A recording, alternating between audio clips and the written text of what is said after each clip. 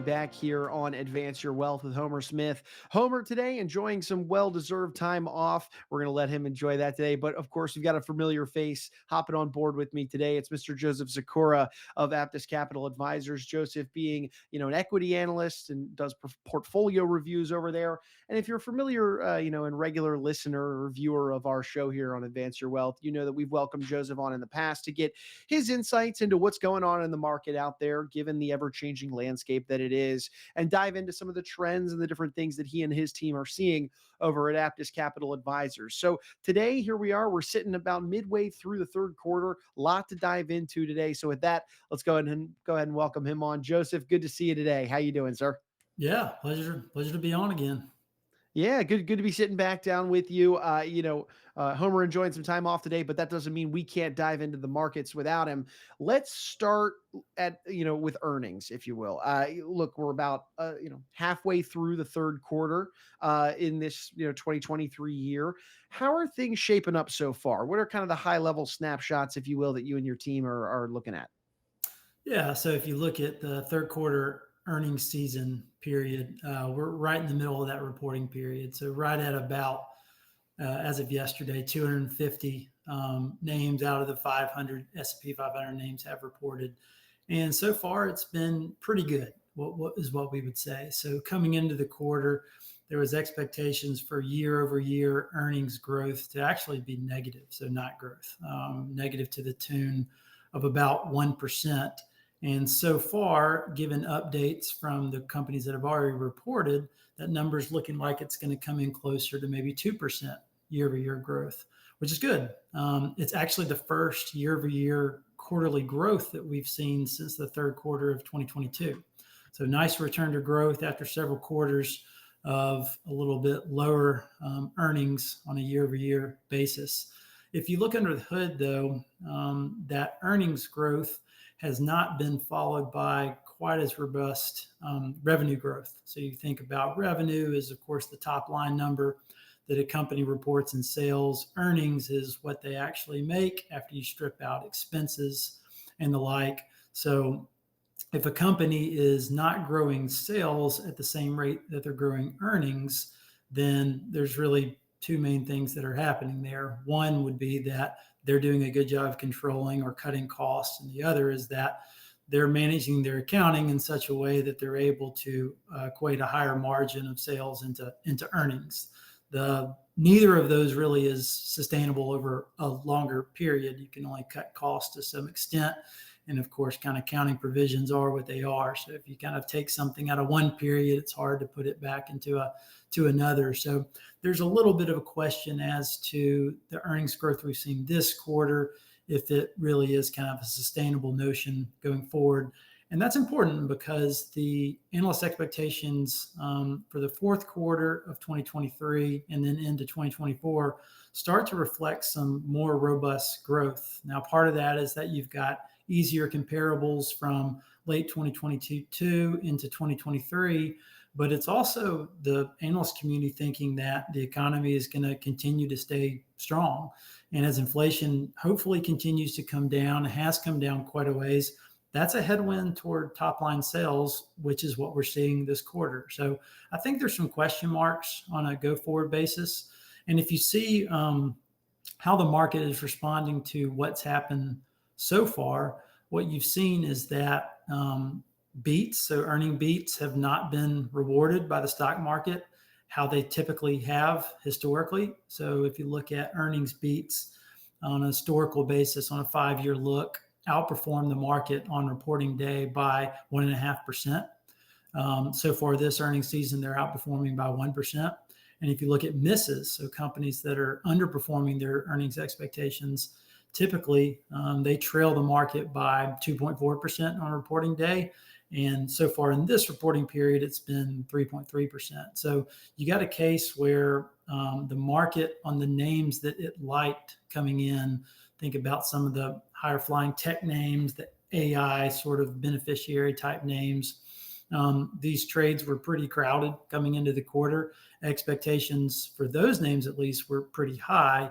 So it was kind of a case of, well, if they were able to meet those high expectations, then we got what we wanted. If we didn't, there's a price to pay. Google was a good example of that, where it traded down, I think 9 or 10% on earnings day on some kind of disappointing cloud data from there. So to kind of wrap this all back up, though, earnings season has been pretty good.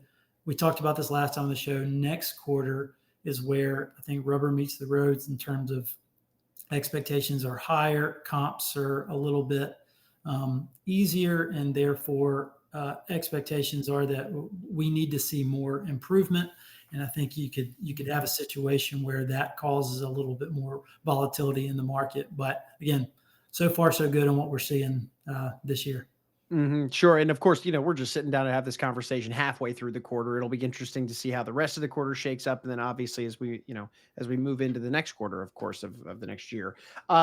Let's shift to another big area of focus here, Joseph, and that is interest rates. Really kind of the talk of the town right now. Let's divvy up this next section kind of almost into two parts. Let's talk about what it means for the markets and where these really higher interest rates and are kind of leaving that ripple effect with the market. But then let's also talk about what it means for government. What are you guys seeing on this end? Yeah, so this has been a big topic. Interest rates infiltrate through all parts of the real economy. If you're in a position where you have to get a mortgage right now, mortgage rates are as high as around 8%, levels we haven't seen in years and years and years. And that is because general interest rates are much higher. If you look at the 10-year Treasury rate in the month of October, it's up almost 20 basis points. It reached as high as 5% earlier in the month, a level we haven't seen, and kind of a pretty key level, a nice round number we haven't seen since 2007. So you have to go back 26 years. 16 years. But you have to go back quite a way before we saw levels, where they are right now. And this is having an impact. Equity prices really can't ignore interest rates, just because interest rates are the level by which future earnings are discounted so that market participants price stocks. We kind of saw earlier in the year they were shrugging off interest rates, but here lately, it's our belief that the higher interest rate levels have really been a headwind toward equities, which macro data continues to come in pretty strong. As we just said, earnings are coming in at least okay. And yet stocks have really trailed since the end of July. And the best correlation that you can explain that by is the increase in interest rates. So we think about the effect it has on the market, but it has a big impact on our government as well. And this is something that is kind of making its way through the news more and more. If you think about interest rates in terms of GDP, in terms of tax revenues, if you think about the deficit, these are starting to become kind of more and more of a talking point. You see it on the news, and you see it, just kind of everywhere right now. So if you look at the Congressional Budgetary Office, CBO, has come out with projections for where net interest costs are going relative to GDP. That level has been kind of in the 1.5% to 2% type of range, and they're expected in the next few years for that to more than double, up to 4%. If you think about even outside the United States, if you think about developed market public debt, this tends to spike as a percentage of GDP when we have recessions. If you think about the Great Financial Crisis, if you think about, you go way back, you think about world wars, periods where the governments has to finance big deficits at the same time the economy is slowing down, this tends to spike. Well, right now we're in a post-pandemic era where the economy is relatively good, of course, and yet we're seeing those numbers go up. If you look at all developed markets, public debt as a percentage of GDP is reaching over 115%. That had pretty well leveled out post-Great Financial Crisis at just over 100%. So we're seeing a spike after COVID, and then that continue to go up even in the face of a pretty good economy. You can kind of look at these different metrics, and you can make the case that the government has a bit of a problem on its hands. And the famous investor, Paul Tudor Jones, was on CNBC not too long ago saying that this can become sort of a vicious cycle where higher interest rates mean higher deficits, which means more debt has to be issued by governments. And if more debt is issued, the market requires a higher premium for that debt, which means higher interest rates. And then you start the cycle sort of all over again. So look, there's been concerns over the deficit, going back since the beginning of time.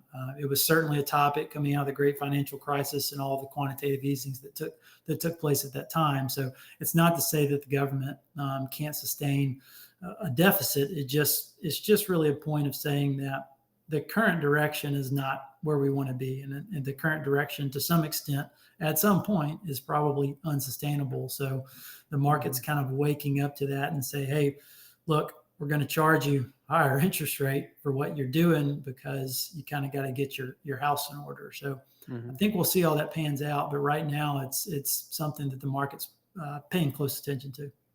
Sure, absolutely. I know you and your team are having conversations around these kind of two big areas. Obviously, halfway through the earnings season here for quarter three, and then obviously the market interest rates that you just mentioned. So, Joseph, I know that kind of brings what we wanted to cover today, to an end. But at the same time, folks, these are conversations that I know Homer and his team, as well as Joseph and his team, are having regularly, monitoring the situations as time goes on. When we get down to sit down and talk through kind of the market updates surrounding our fourth quarter here of this year, a lot of new information is going to be available. So I'm looking forward to sitting down with you, Joseph, and diving into that information when the time comes. But look, again, folks, for anybody out there, if they are interested in opening up a dialogue with the team, feel free to reach out, email Homer directly using the email at the bottom of your screen right now. You get your questions answered and open up that dialogue. But Joseph, look, we appreciate you, your time, your expertise, and looking forward to having you back on the next one once we close the book here on the year. Yeah. Happy to be on. Look forward to talking with Homer next month and getting his view on things as well. But it's always a pleasure. Awesome. Thank you, Joseph. And hey, look, folks, we're going to take one final moment before we wrap up today's episode. And thank you all for taking a moment to stop by and be with us on the show. If you did take anything away from today's discussion, any of the bullet points that Joseph shared, you benefited from it, well, make sure you subscribe to the show on whichever platform you checked us out on today. That way you never miss out on a future conversation where Homer, myself, maybe Joseph, dive into the market. We dive into wealth management topics, any of these conversations where we explore different financial solutions that could be helpful for you and yours. So by subscribing, you'll never miss out on any of those future content. But for Joseph, I'm Ryan. We're going to go ahead and say so long today. But we appreciate you stopping by and being with us on Advance Your Wealth.